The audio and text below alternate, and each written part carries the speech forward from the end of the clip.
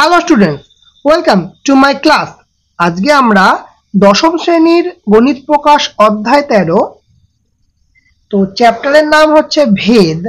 তো ভেদের মানে 196 পাতায় দেখে নাও, আমরা কিন্তু আগের দিন 8 পর্যন্ত অলরেডি করে রেখেছিলাম, ঠিক আছে? তো আজকে আমরা কি করব, 9, 10, 11 এই তিনটে ডিটেল সলিউশন করব। সিম্পল ম্যাথ আছে, কিন্তু একটু বেসিক জায়গা থেকে বুঝে করতে হবে। চলো তাহলে দেরি না করে 9টা কি বলছে, গোলকের আয়তন গোলকের ব্যাসার্ধের ত্রিঘাতের সঙ্গে সরলভেদে আছে।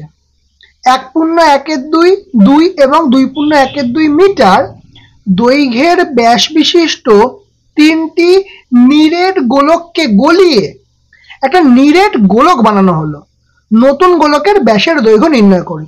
ঠিক আছে, আর একটা বলে দিয়েছে যে গলানোর আগে ও পরে আয়তন একই থাকবে, এই একটা কথা ওরা বলে দিয়েছে। ভালো কথা।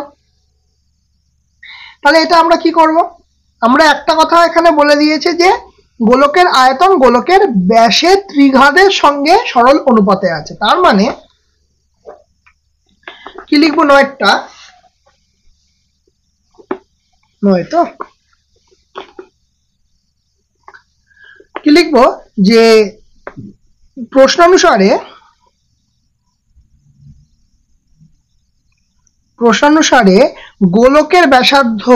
গোলকের আয়তন ব্যাসার্ধের ত্রিঘাতের সঙ্গে সমানুপাত, এই হচ্ছে তার ব্যাপার।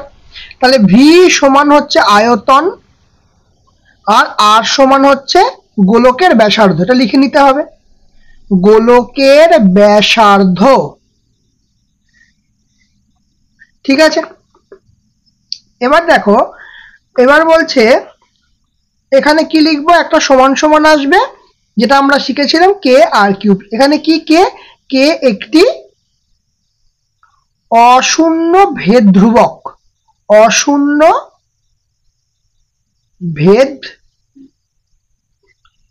ঠিক আছে।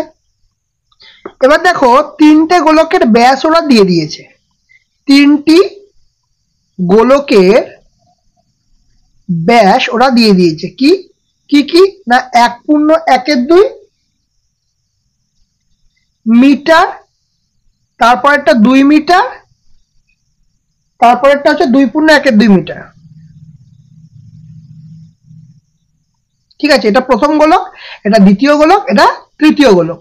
তাহলে আমরা প্রথম গোলকটা হিসাব করি। তাহলে প্রথম গোলকের ব্যাসার্ধ কত হবে, প্রথম গোলকের ব্যাসার্ধ হবে হচ্ছে, দেখো 1.1 ডিভাইড বাই 2।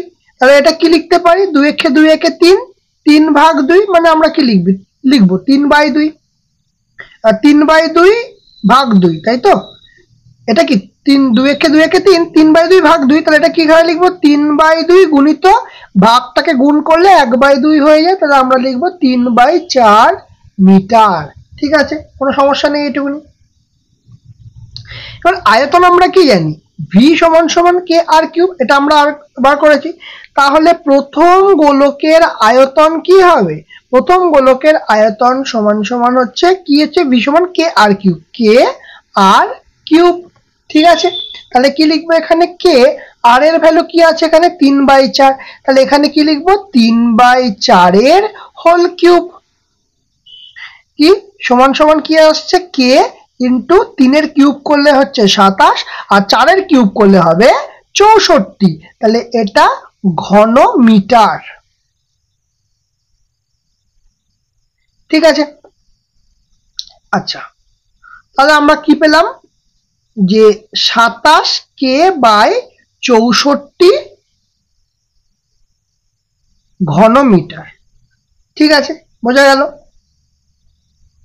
এবার দেখো, এবার দ্বিতীয় গোলকের ব্যাসার্ধতে আসি। দ্বিতীয় গোলকের ব্যাসার্ধ, দ্বিতীয় গোলকের ব্যাস কত, 2, তাহলে ব্যাসার্ধ হচ্ছে 2/2, তার মানে কত, 1 মিটার। তাহলে দ্বিতীয় গোলকের আয়তন কি হবে, দ্বিতীয় গোলকের আয়তন হবে হচ্ছে কি করেছি কে আর কিউব, তার মানে কে ইন্টু আর কিউব মানে একের কিউব। তার মানে আমি বলতে পারবো কে ইন্টু একের কিউব মানে এক, কে ইন্টু এক মানে কি কে ঘন মিটার। এইটুকুনি ক্লিয়ার। একই রকম ভাবে আমরা 3 নম্বর গোলকটাও বার করব। চলো, তৃতীয়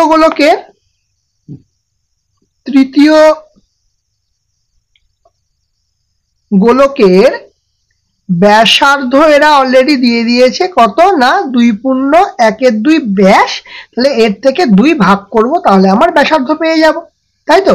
তাহলে 2 2 4 5, 5/2 ভাগ 2। তাহলে এটাকে যদি লিখি গুণ আকারে 1/2 হয়ে যাবে, ভাগটা চিহ্ন উল্টে গিয়ে মানে ভাগটা গুণ হলে এইটাকে আমরা উল্টে যাবে। তাহলে কত হবে 5/4 মিটার। ঠিক আছে, তাহলে তৃতীয় গোলকের আয়তন কি হবে? আয়তন যা করছিলাম তাই, কে আর কিউব। তাহলে কে ইন্টু এইটা এখন তৃতীয় গোলকের আর মানে ব্যাসার্ধ মানে কত 5/4 তার হোল কিউব। তার মানে কে ইন্টু 5-এর কিউব মানে 125 আর 4-এর কিউব মানে 64। ঠিক আছে, তাহলে কি লিখবো 125 কে বাই 64 ঘন মিটার। ক্লিয়ার? এবার দেখো, এবার নতুন যে গোলকটা হবে তার আয়তন কি হবে? এই যে এই পরিমাণটা আর এই পরিমাণটা, এই তিনটে পরিমাণের যোগফল। কারণ গলানো হয়েছে, তো গলানো তো একই জিনিস আছে, তিনটে গলিয়ে মানে তিনটেকে যোগ করে নেব। ঠিক আছে, তাহলে কি লিখবো নতুন গোলকের আয়তন। সুতরাং নতুন গোলকের আয়তন কি হবে? এটা হচ্ছে 27 কে বাই 64 যোগ এখানে কে যোগ 125 কে বাই 64। ঠিক আছে, মিটে গেল। এবার আমাকে হিসাব করতে হবে লসাগু কত হবে। লসাগু হচ্ছে 64, ওপরে কত থাকবে তাহলে 27 কে, এখানে গুণ হয়ে আসবে 64 কে আর এখানে আসবে 125 কে। ঠিক আছে, ঘন মিটার। ওকে, তাহলে এবার আমরা যোগ করে ফেলি 125 আর 64। আচ্ছা, 7 7 5 12 16, 16 6 হাতে 1, 2 1 3 আর 6 9, 10 11 হাতে রইল 1, 2 আর 1 3। আচ্ছা, এটা তো 1 1 2, তাহলে 216 কে বাই 64 ঘন মিটার। ক্লিয়ার? এইটুকুনি। এই যে তিনটে আছে, এই তিনটেকে গলিয়ে যে নতুন যেটা হলো তার আয়তন, নতুন যে গোলকটা হলো তার আয়তন হচ্ছে এটা। এইবারে আমরা একটা কাজ করি, যে মনে করি নতুন গোলকের ব্যাসার্ধ কি হচ্ছে? ব্যাসার্ধ হচ্ছে আর, আমরা ক্যাপিটাল আর নিলাম, আর এগুলো তো স্মল আর নিয়েছি, তাহলে এটা ক্যাপিটাল আর নিলাম। তাহলে নতুন গোলকের কি বলবো আয়তন কত হবে? আয়তন অলরেডি কিন্তু আমরা জেনে রেখেছি কি না কে আর কিউব। কি জানি? কে আর কিউব, তাই তো? এতক্ষণ আমরা তাই চেক করে এসেছি। দেখো কে আর কিউব, যেখানে দেখো কে আর কিউব সব জায়গাতে চলে এসছে। তাহলে নতুন গোলকের আয়তন যদি কে আর কিউব হয়, তাহলে এটা সমান সমান এইটাই নতুন গোলকের আয়তন। তাহলে 216/64 কে, ঠিক কিনা? তাহলে একটু তুলে নিই। তাহলে দুদিক থেকে আমার কি পার্টটা কেটে যাবে? কে আর কে কেটে যাবে। তাহলে আর কিউব যদি এপাশে চলে আসে, ঘন, এটা তো ঘন, আর এপাশে চলে আসে ঘনমূল, তাহলে 216/64 চলে আসবে। আর 216/64 করলে আমরা মানে কিউব করলে কি পাবো? আমরা যদি একটু 4 4 16, আচ্ছা, তাহলে 216 কার হয়? 6-এর হয়, কারণ 6 6 36 আর 6 হচ্ছে 216, মানে ঘনমূল করলে 6 হবে। আর নিচে 64 মানে কার কিউব হয়? 4-এর কিউব হয়। তাহলে কত আসছে? 3 2 6, 2 2 4, তার মানে কত আসছে 3/2। আর 3/2 মানে কত হয়? 1.5। এটা কার ভ্যালু বেরোলো? এটার ভ্যালু বেরোলো, আর এর ভ্যালু বেরোলো 1.5। এটা ইউনিট কি হবে? মিটারে হবে। ঠিক আছে, তাহলে কি বলেছে, কি চেয়েছে এখানে? নতুন গোলকের ব্যাসের দৈর্ঘ্য চেয়েছে। তাহলে আমি কি পেলাম, সুতরাং নতুন গোলকের এখানে ব্যাসার্ধ আর ধরেছি, তাহলে ব্যাসার্ধ পেলাম হচ্ছে 1.5 মিটার। তাহলে সুতরাং নতুন গোলকের ব্যাস চেয়েছে, গোলকের ব্যাস কত হবে না 1.5 ইন্টু 2। কেন হবে, কারণ ব্যাস সমান 2 গুণ ব্যাসার্ধ, সেই কারণের জন্য হবে। তাহলে গুণ করলে কত হবে, 1.5 ইন্টু 2 মানে হচ্ছে 3 ইউনিট কি হবে, মিটার। ক্লিয়ার হলো? তাহলে নতুন গোলকের ব্যাসের দৈর্ঘ্য কি হবে, 1.5 ইন্টু 2 মানে 3 মিটার। ক্লিয়ার হয়েছে? চলো তাহলে এবার নেক্সটটা করব। চলে আসি এবার 9টা হয়ে গেল, 10এরটা কি বলেছে, যে 2y দুটি চলের সমষ্টির সমান। কি বলছে, y দুটি চলের সমষ্টির সমান, যার একটি x চলের সঙ্গে সরল ভেদে অন্যটি y চলের সঙ্গে ব্যস্ত ভেদে আছে। তার মানে কি আসছে এখানে, একটা সরল ভেদ আর একটা ব্যস্ত ভেদ। ভালো কথা। তাহলে x এর ভ্যালু 1 হলে y এর ভ্যালু -1 এবং x এর ভ্যালু 3 হলে y এর ভ্যালু 5। তাহলে x আর y এর মধ্যে সম্পর্ক নির্ণয় করতে বলেছে। চলো যেটুকুনি বলেছে সেইটুকুনি আগে করে নেওয়া যাক। কি বলেছে, এটা কতটা, 10এরটা, তাই তো? আচ্ছা, তাহলে মনে করি m ও n দুটি চল, ঠিক, এবং y সমান কত, m প্লাস n, কারণ দুটো চলের সমষ্টি বলেছে তাই জন্য m প্লাস n। যেখানে m চল x এর সঙ্গে সরল ভেদে, x এর সঙ্গে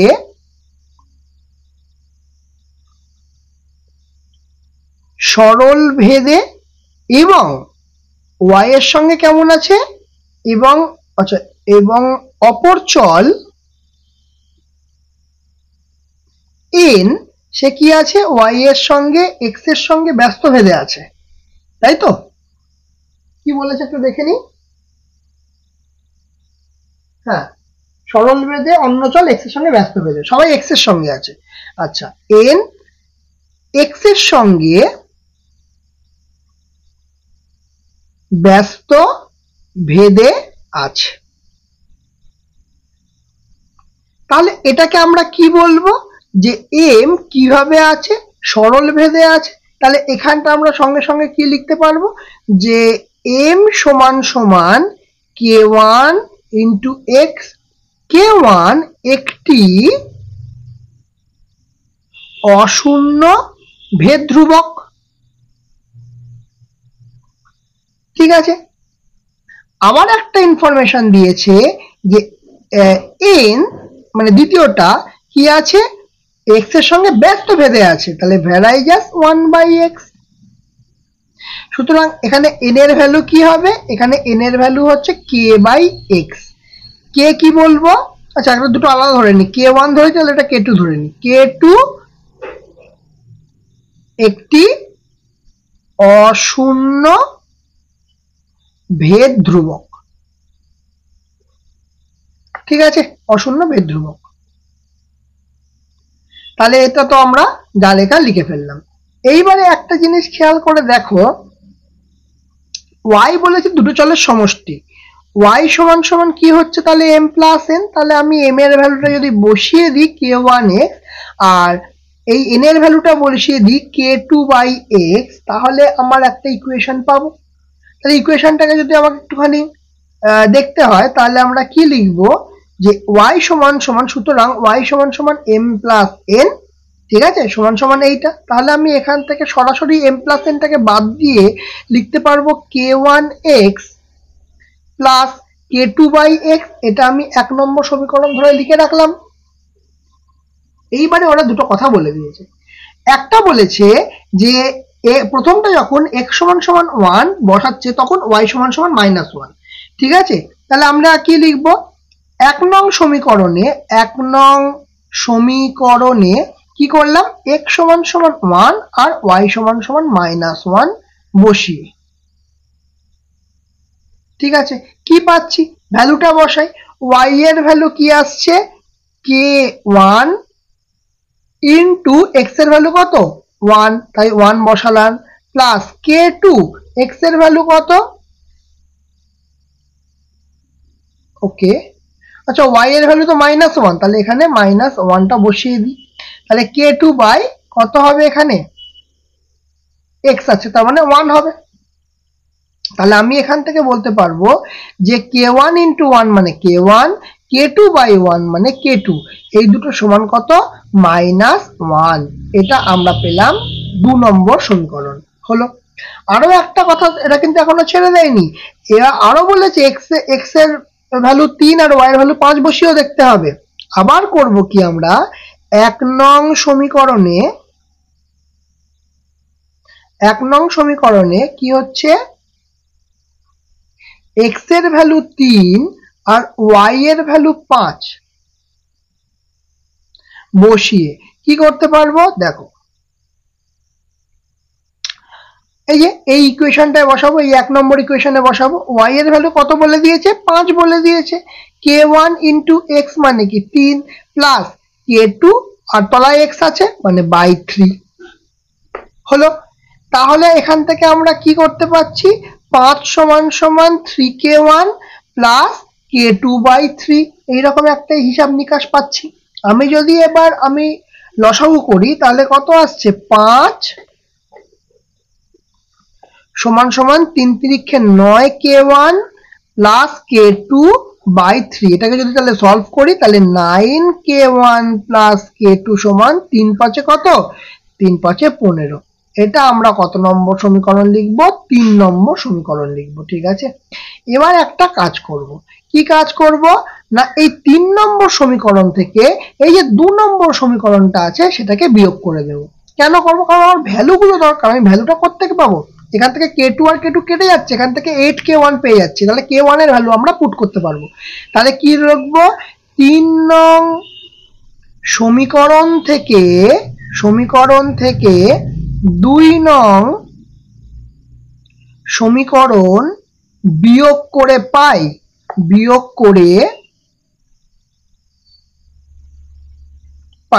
কি পাই, দেখো 9k1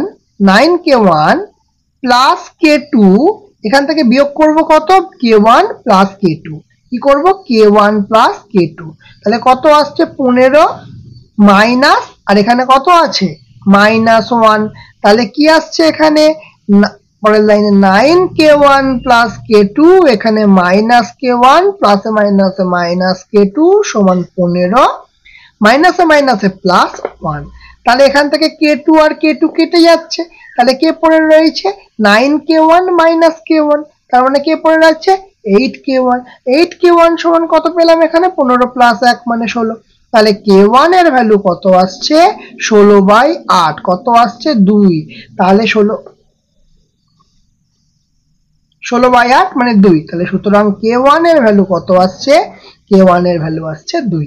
ক্লিয়ার, এবার তো সবে আমার k1 বেরোলো, তাহলে আমাকে বার করতে হবে k2। আমরা এই 2 নম্বর ইকুয়েশনে যদি k1 এর ভ্যালুটা পুট করে দিই তাহলে কিন্তু আমরা k2 আরামসে পেয়ে যাব। তাহলে আমি এখানে কি লিখব, যে 2 নং সমীকরণে k1 সমান 2 বসাইয়া পাই, কি পাবো, দেখো k1 এর ভ্যালু কত বার করেছি 2 plus k2 as it is বসে যাবে সমান সমান -1, তাহলে এখান থেকে k2 এর ভ্যালু কি পাবো -1, এখানে তো +2 আছে, সমান সমানের এর পাশে এলে -2 সমান কত আসছে, -1 -2 মিলে -3, তাহলে সুতরাং k2 এর ভ্যালু কি হলো -3, তাহলে k2 এর ভ্যালু আমি পেলাম এখন -3। এবার ওরা জানতে চেয়েছে কি, দেখো এখানে 10 নম্বরটায় কি জানতে চেয়েছে, দেখো x আর y এর মধ্যে সম্পর্ক নির্ণয় করি, তাহলে সম্পর্কটা কিভাবে পাবো, দেখো আমি তো k1 এর ভ্যালুও পেয়েছি, k2 এর ভ্যালুও পেয়েছি, এবার আমি যদি কোনো একটা ইকুয়েশনে, মানে ধরো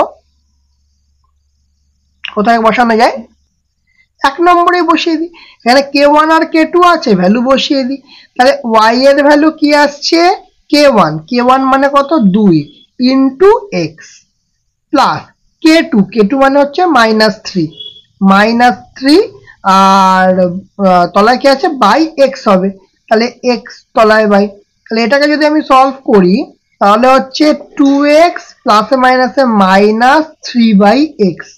ঠিক আছে, এটা কার ভ্যালু পেলাম? y এর ভ্যালু পেলাম। কার ভ্যালু পেলাম?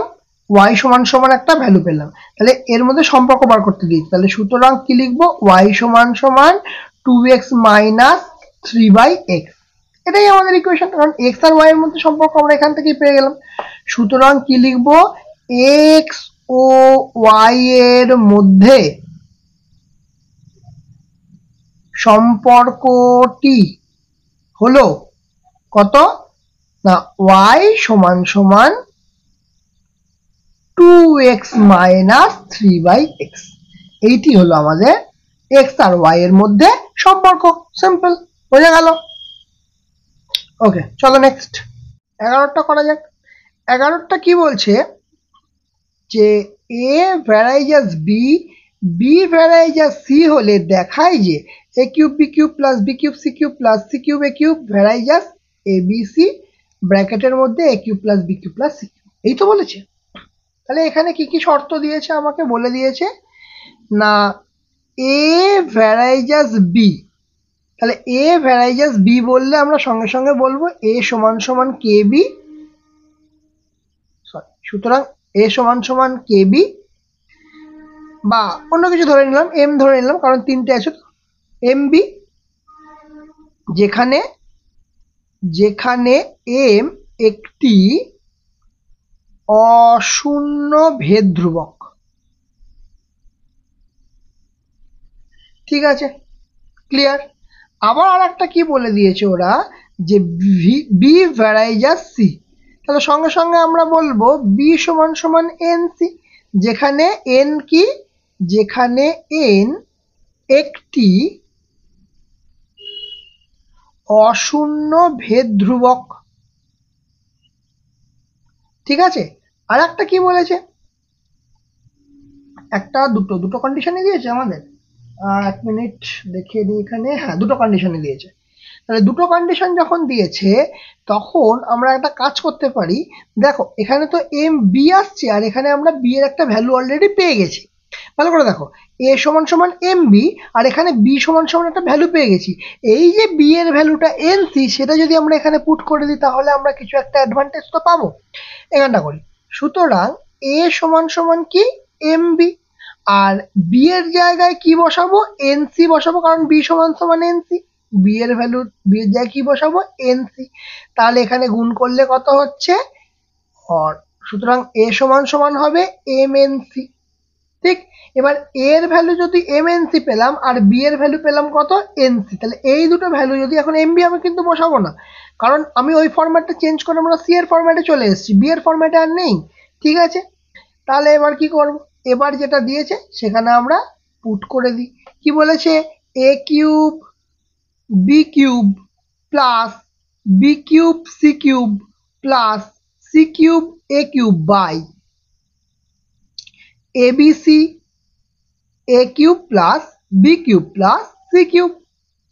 তাহলে এখানে A cube plus B cube মানে কি লিখবো? এ কিউব মানে M N C, M N C এর whole cube into B cube মানে কি? এন সি এর হোল কিউব প্লাস আবার বি কিউব আছে, তাহলে বি কিউব মানে কি? এন সি এর whole cube into C cube, আর সি এর জায়গায় কিছু বসাতে পারবো না। একই রকম ভাবে সি কিউব আর এর জায়গায় কি বসাবো?